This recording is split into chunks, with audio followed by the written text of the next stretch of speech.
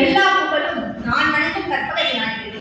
பிரியதன் குருபூமை கொருமிகு கரியது வழி கொடுதனி வழிபடும் மாபரிட ஜடி கணபதி வடிவீட பரிவர முரளியை ஓம் சுக்லாம்பரம் விஷ்ணு சசிவர்ணம் சதுர்புஜம் சர்வவிக்னோ சாந்தயே. இங்க வந்திருக்கும் அனைவருக்கும் என்னுடைய முதற்கண் வணக்கத்தையும், எங்களுக்கு முன்னோடியாக விளங்கும் ஐயா சுகுமார் அவர்களும், கடல் பெருங்கவி ஐயா சுகுமார் அவர்களும், ஐயா இளையதீபன் அவர்களுக்கும் என்னுடைய வணக்கத்தை தெரிவித்துக் கொள்கிறேன். இன்னைக்கு நம்ம பார்க்க போற ஸ்தலம் பார்த்தீங்கன்னா தஞ்சாவூர் மாவட்டம் கும்பகோணம் வட்டம். கும்பகோணத்துலேருந்து பார்த்தீங்கன்னா ஒரு 6-7 கிலோமீட்டர் இருக்கும். சுவாமிமலைக்கு மிக அருகாமையில் உள்ள கோயில். சுவாமிமலையிலிருந்து 1 கிலோமீட்டர் ஸ்வேத விநாயகர் கோயில் அல்லது வெள்ளை விநாயகர் என்று இந்த கோயில் அழைப்பாங்க. இல்லைன்னா கபதீஸ்வரர் கோயில் கூட ஆதி காலத்தில் அழைச்சிட்டு இருந்தாங்க. இல்ல திருவண்ணாமலை நாதன் கூட சொல்றாங்க. இந்த கோயிலுக்கு நிறைய திருப்பயங்கள் இருக்குது. இந்த கோயில பார்த்தீங்கன்னா வெள்ளை விநாயகர் ஸ்வேத விநாயகர்னு சொல்றாங்கல்ல, அந்த ஸ்வேதம் என்றால் என்னன்னு தெரியுமா? இருக்கும் வெள்ளை என்று பொருள். இந்திரனால் பூஜிக்கப்பட்டு வெள்ளை விநாயகர் அங்கு அமர்ந்திருக்கிறார். இப்போ முருகனுக்கு நம்ம பார்ப்போம் 6 படை கொண்டு வீடு உண்டு. உங்க எல்லாருக்கும் தெரியுமா பிள்ளையார் எத்தனை ஸ்தலம் இருக்குது? 12 ஸ்தலம். 11 ஸ்தலம் பார்த்தீங்கன்னா வட மாநிலத்திலையும் நம்ம ஒரு ஸ்தலம் தமிழகத்திலையும் முதன்மையாக இருக்கிறது இந்த ஸ்வேத விநாயகர் கோயில் தான். இந்த வெள்ளை விநாயகர் பார்த்தீங்கன்னா வெள்ளை விநாயகர் கோயில்ல ஆதிசேஷன், பார்வதி, இந்திரன், சந்திரன், மகாவிஷ்ணு, பிரம்மா ஆகியோரால் வழங்கப்பட்ட தலம் சொல்றாங்க. இந்த தலத்துல நேரே வந்து அவங்க வழங்கிருக்காங்க. இந்த தலத்தை அப்படி ஒரு சிறப்புமிக்க ஸ்தலம். ஐயா சொன்ன மாதிரி ஒரு 4 மாசத்துக்கு முன்னாடி தான் அந்த கோவில்ல செப்டம்பர் 4ஆம் தேதி கும்பாபிஷேகம் நடந்துச்சு. கும்பாபிஷேகம் நடந்துச்சு சிறப்பாக. இப்ப இந்த நம்ம எதுக்கு எல்லாரும் கோயிலுக்கு போறோம்? இறைவனை புண்ணிய தேடி கோயிலுக்கு போறோம். ஆனா இந்த கோயிலுக்கு மட்டும் நம்ம முன் ஜென்மத்துல புண்ணிய செய்திகளால் மட்டும்தான் இந்த கோயிலோட ஈஸ்வரனையும் விநாயகரையும் நம்ம வணங்க முடியும். அதுதான் ஐயா சொன்னாங்க, சம்பந்தர் அழகா படிக்கிறாரு. என்ன புண்ணியம் செய்தேனே நெஞ்சமே என்று. எப்படி என்ன புண்ணியம் செய்தேனே நெஞ்சமே என்று அருமையா பாடிட்டார் சம்பந்தர். இந்த கோவில்ல இந்த வெள்ளை விநாயகருக்கு பாத்தீங்கன்னா நீர், மலர், பால், பன்னீர், சந்தனம் எதிலையும் அபிஷேகம் கிடையாது. என்ன அவங்க பண்ணுவாங்க அப்படின்னு கேட்டீங்கன்னா புழுகு அல்லது பச்சை கற்பூரம்னு சொல்லுவோம்ல, அதுதான் இங்க சாத்தப்படும். அந்த பச்சை கற்பூரத்தை பவுடர் பண்ணி ஐயா வந்து அந்த திருமையில அப்படியே தூக்கி விடுவாரு. திருமையில தூக்கணும்னா அப்படி ஒரு அழகா அந்த வெள்ளை பிள்ளையார் வந்து ஜொலிப்பாரு. அதனாலதான் இந்த பிள்ளையாரை தீண்டா திருமையில் என்று கூட அழைக்கிறாங்க. எப்படி தீண்டா திருமையில் என்று இந்த பிள்ளையாரை வணங்குறாங்க. இந்த பிள்ளையார் எப்படி அந்த கோயிலுக்கு வந்தாரு அப்படின்னு பார்ப்போம். பார்க்கடல்ல ஒரு நாள் அமுதம் கடைச்சிட்டு இருக்காங்க. யாரு? தேவர்கள் அசுரர்கள் பார்க்கடலை கடைச்சிட்டு இருக்காங்க. அப்ப மந்திரமலை மத்தாவும் வாசகி என்ற பாம்பை கைலாவும் கொண்டு அந்த கடலை கடைச்சிட்டு இருக்காங்க. அப்ப பாத்தீங்கன்னா ஆலக்கால விஷயம் வெளியே. உடனே தேவர்கள் அசுரர்கள்லாம் முடிக்கிறாங்க. என்னடா பண்ணது ஆலக்கால விஷயத்துக்கு போயிடுச்சு, மற்ற ஜீவராசிகள்லாம் நோய் நொடிலாம் வருது அப்படின்னு ரொம்ப தவிச்சிட்டு இருக்காங்க. உடனே நீண்ட முயற்சிக்கு வந்து யோசிக்கிறாங்க. கையில போய் சிவனை வணங்குறாங்க. நல்லா தவம் புரிஞ்சு தபசு வந்து அவரை நினைச்சு போய் வணங்குவோன்னா அவர் அசரீதியாக தோன்றி சிவன் என்ன சொல்றாருன்னா, நீங்க வந்து முழுவதும் கடவுளை வணங்காம ஒரு செயலை செஞ்சதுனாலதான் உங்களுக்கு இடையூறு ஏற்பட்டுச்சு. இப்ப நம்ம வீட்டுல ஒரு நிச்சயதார்த்தம், திருமணம், எந்த ஃபங்க்ஷன் ஆனாலும் ஒரு பிள்ளையாரை கொண்டுட்டு தான் செய்வோம். ஒரு எழுதுறதாக கூட பிள்ளையார் சொல்லி போடுவோம். ஆனா இவ்வளவு பெரிய அமுதம்ன்றது ஒரு எவ்வளவு பெரிய விஷயம். அப்ப அவங்க பிள்ளையாரை நினைக்கல, அதனாலதான் இந்த இடையூறு ஏற்பட்டுச்சு. உடனே போய் தேவர்கள் அசுரர்கள்லாம் அப்படியே ஆத்மார்த்தமா அந்த பிள்ளையாரை வேண்டிக்கிறாங்க. எங்களுக்கு அமுதம் கிடைக்கணும் பிள்ளையாரப்பான்னு சொல்லி கேட்கிறாங்க. உடனே அமுதம் கிடைச்சிருக்கு. கிடைச்ச உடனே அதை இந்திரன் என்ன செய்யறாரு? அழகா ஒரு கடலுடைய பிள்ளையாரா செஞ்சுறாரு. வெள்ளை விநாயகர் தான் ஸ்வேத விநாயகர் என்று பெயர் வந்தது. அந்த ஸ்வேத விநாயகரை என்ன பண்ணாங்கன்னு பாத்தீங்கன்னா இந்திரலோகத்துக்கு எடுத்துட்டு போனாங்க. எடுத்துட்டு போய் அங்க பூஜை பண்ணி எல்லாம் பண்ணி அந்த இந்திரலோகத்துல தேவர்கள் அசுரர்கள்லாம் வழிபட்டு இருந்தாங்க. இந்த இந்திரனுக்கு பாத்தீங்கன்னா அகலியால் ஒரு சாபம் ஏற்பட்டுச்சான். உடனே அவர் என்ன பண்ணாரு? பூலோகத்துல உள்ள கோயில் சிவத்தலத்துக்குலாம் வராரு. நம்ம ஒரே கஷ்டம்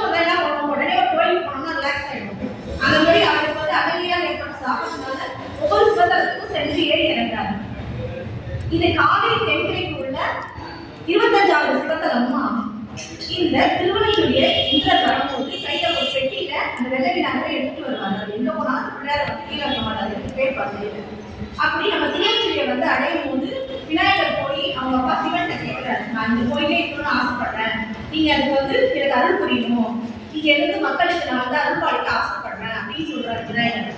உடனே சிவன் வந்து குழந்தை வேகதான் வராது, குழந்தை சிறுவனா வராது சிவன். இந்திரன் அந்த தளத்துல இருந்து வராது, கொட்டி என்னடா பண்றது, யார்கிட்ட கொடுக்குறது அப்படின்னு சொல்லி யோசிச்சுட்டு இருக்கும் போது குழந்தை சிவன் வராது. வந்தோட அந்த குழந்தைகிட்ட சொல்றாரு பிள்ளையார், தம்பி இந்த கொட்டி கீழே வச்சுட்டாத, நான் போய் இந்த ஜடாதீபத்துல குளிச்சுட்டு இறைவனை தரிசிச்சுட்டு வரேன் அப்படின்னு சொல்றாரு. உள்ள போய் இறைவனை தரிசிச்சுட்டு வரேன்னு சொல்றாங்க. அந்த குழந்தையாக சிவன் சொல்றான். அந்த அவருக்கு தெரியாதது சிவன் ஏதோ தம்பி நிற்கிறான்னு சொல்லி பார்த்துக்கப்பாங்க. அதுக்கு அவன் சொல்றான், நான் 3 தடவை கூப்பிடுவேன், நீங்க வந்துட்டீங்கன்னா கூப்பிடலாம், நான் அவரை வச்சுட்டு போயிட்டே இருப்பேன் அப்படின்னு சிவன். இவர் போய் உள்ள வந்து சாமி தரிசனம் பண்ணி ஜடாதீபத்தை மூடி தரிசனத்தை முடிச்சுட்டு வெளியில வந்து பார்த்தா அதிர்ச்சி ஆகிடுறாரு. சிவன் தானே அது, அவர் வரைஞ்சிட்டாரு. என்னடா பண்றது, எங்க பார்த்தாலும் போய் பிள்ளையார தேடுறாரு. பாத்தீங்கன்னா அந்த படிப்பீடத்துல அந்த பிள்ளையார் அழகா இருக்காரு வெள்ளதினாங்க. இருக்கவும் இவர் போய் தூக்குறாரு, பிள்ளையார வரவே முடியும், தூக்கவே முடியல அவரால். நீண்ட முயற்சிக்கு பிறகு என்ன பண்றாரு, இந்திரலோகத்துல போய் இந்திர விஸ்வகர்மாவை கூப்பிடுறாரு, நீ வந்து இந்திரலோகத்துல ஒரு தேர் எடுத்துப்பா, நம்ம பிள்ளையார அழைச்சிட்டு போயிடுவோம் அப்படின்னு சொல்லி இந்திரலோக தேர் அதுல உட்கார வச்சு பிள்ளையார அழைச்சிப்பாங்க. அப்படின்னு தவிர மாட்டாரு. நீண்ட முயற்சிக்கு பிறகு அவர் பிள்ளையாரை பார்த்து அசரடியாக பிள்ளையார் தோன்றி என்ன சொல்றாங்கன்னா, அந்த இந்திராட்ட, இந்திரா நீ வந்து ஆவணி மாசம் சதுர்த்தி வந்து என்னை வழிபடு, ஆவணி மாசம் சதுர்த்தி என்னை வழிபட்டினா 1 வருஷத்துக்கான பலன் உனக்கு கிடைக்கும் அப்படின்னு சொல்றாரு. இந்திரனுக்கும் ரொம்ப சந்தோஷம் தாங்கல. உடனே சரின்னு சொல்லியிருக்காரு. நம்ம இப்போ கடவுள் நம்ம பதவி கொடுப்போம், நீங்க நினைக்கிற மாதிரி எம்எல்ஏ எப்படின்னா கிடையாது. நம்ம இறந்த பிறகு ஆன்மா மேலுலகத்துக்கு போகும்போது கடவுள் நம்ம புண்ணியம் செஞ்சிருந்தா மட்டும்தான் நமக்கு இந்திர பதவி தருவார். இந்த கோயிலை வணங்கி புண்ணியம் தேடினோம்னா எல்லாருக்கும் இந்திர பதவியை கடவுள் கொடுப்பார். இன்னைக்கு நீங்க வெள்ளைப்பிள்ளையார் கோயில பாத்தீங்கன்னா அந்த சன்னதிக்கு வந்து தேர் வழியே இருக்கும் அமைப்பு. ஏன்னா அந்த இந்திரன் வந்து அந்த தேர்ல வச்சுதானே இருந்தாரு, அந்த தேர் போட்டு அமைப்பு இருக்கும். அது வந்து முன்னாடி பாத்தீங்கன்னா கருங்கலான ஜன்னல், ஜன்னல் வந்து கருங்கல்ல செய்யறது ரொம்ப கஷ்டம், அவ்வளவு நுட்பமா செஞ்சிருப்பாங்க. அந்த ஜன்னல்ல பாத்தீங்கன்னா சிவா, விஷ்ணு, பிரம்மா, சிவன் 3 பேர் இருப்பாங்க. 49 மலர்கள் இருக்கும், 111 கண்கள் இருக்கும். அதுல அந்த இது வந்து ஞானசக்தி, இச்சாசக்தி, கிரியாசக்தின்னு சொல்லுவாங்க. அந்த சக்தியெல்லாம் கூட இருக்கும். அதுல அந்த 4 தூண்கள் இருப்பாங்க. அது வழியா தான் நம்ம பிள்ளையார பார்ப்போம். அந்த 2 தூண் வழியா பார்த்தா புண்ணியம் பாவம், இன்பம் துன்பம், இருள் ஒளி, சீரணம் உஷ்ணம், சுகம் துக்கம், விருப்பு வெறுப்பு ஆகிய பராபரங்கள் தான் அந்த சகுனம் விகுணம் 2 இருக்கு. அந்த 2 தூண்களும் அந்த தத்துவத்தை உணர்த்துது.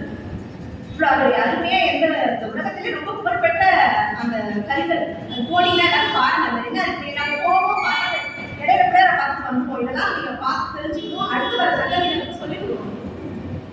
அது மட்டும் இல்லை, இப்ப வந்து பிள்ளையார பார்த்து அமர்ந்துட்டாரா, அடுத்தது பிள்ளையார் என்ன பண்றாருன்னு பாத்தீங்கன்னா அகஸ்திய முனிவர் தவம் செஞ்சுட்டு இருக்காரு.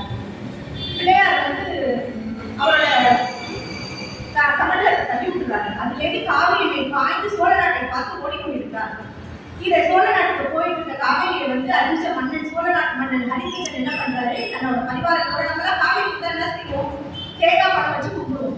அதை விட அந்த மன்னனும் ரொம்ப உற்சாகத்தோட காவேரியை வரவேற்கிறதுக்கு தன்னோட பரிவாரங்களோட செல்றாரு. சென்றோட காவேரி பாத்தீங்கன்னா இந்த திருவண்ணஞ்சலி ஊர் வரும்போது ஒரு பிளாவாரம் இருக்கும். பிளாவாரம்னா பள்ளம், அந்த பள்ளத்துல அடக்கப்பட்டு அங்க வந்து சிவனை அதை எப்படி வழிபடுறதுன்னு பாத்தீங்கன்னா வளர்ஜுலிக்கு சிவனை வளர்ந்துச்சோம். அதனாலதான் அந்த கோவில் திருவளர்ஜுலி என்று பெயர் பெற்றது. இதெல்லாம் அந்த கல்வெட்டு மூலியமா நம்ம அறிகிற செய்திதான். அந்த திருவள்ளுவர் அடைச்சோன்னு தண்ணி மேல வந்தாலும் மக்களுக்கு நல்லது. உடனே வந்து மன்னன் சொல்றாரு, என்ன இது மாதிரி விழாக்கள் நடைபெற்று ரொம்ப கவலையோட இருக்காரு மன்னன், மக்கள்லாம்.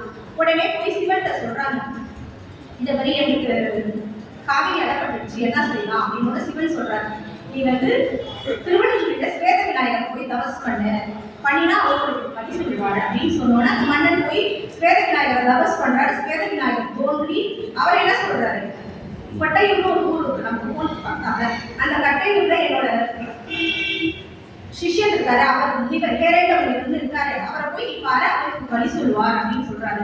உடனே அந்த ஹேரண்ட முனிவர் வந்து எப்படி காவிரி அடைப்பட்டு வச்சுங்களா பார்க்கல, நாங்க என்ன பண்றது அப்படின்னு கேட்டோன்னே அந்த ஹேரண்ட முனிவர் போய் திரும்பி சிவனை கடவுளை நோக்கி சொல்றாரு. சிவன் சொல்றாரு, சடையுடன் கூடிய மன்னரோ அல்லது முடியுடன் கூடிய முடிவரோ அந்த பிளாவரத்தை இறங்கினா காவிரி மேலே வரும், இல்லைன்னா வாய்ப்புன்னு சொல்றாரு.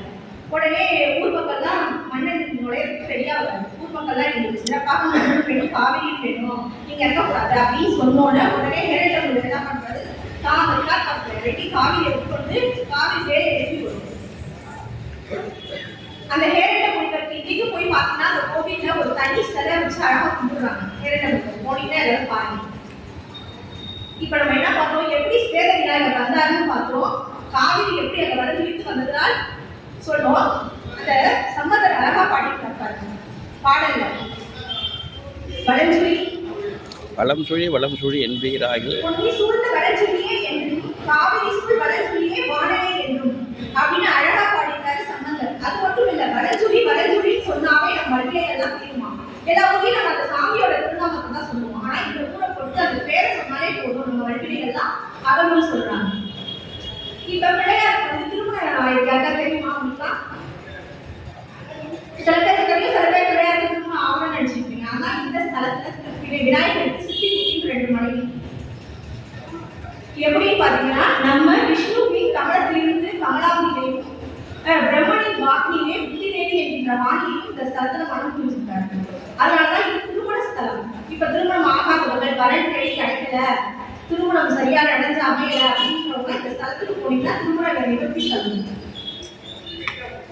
அது மட்டும் இல்ல, இப்ப நம்ம பிள்ளையார் பார்த்தாச்சு, அவரோட வரலாற்று பார்த்தாச்சு. அடுத்தது நம்ம இறைவன். ஆதி காலத்துல பாத்தீங்கன்னா இந்த பேரை கபதீஸ்வரர் பட்டணம் பார்க்கணும். 4 யுகம் இருந்துச்சுல, அதுல கபதீஸ்வரர் பட்டணம்.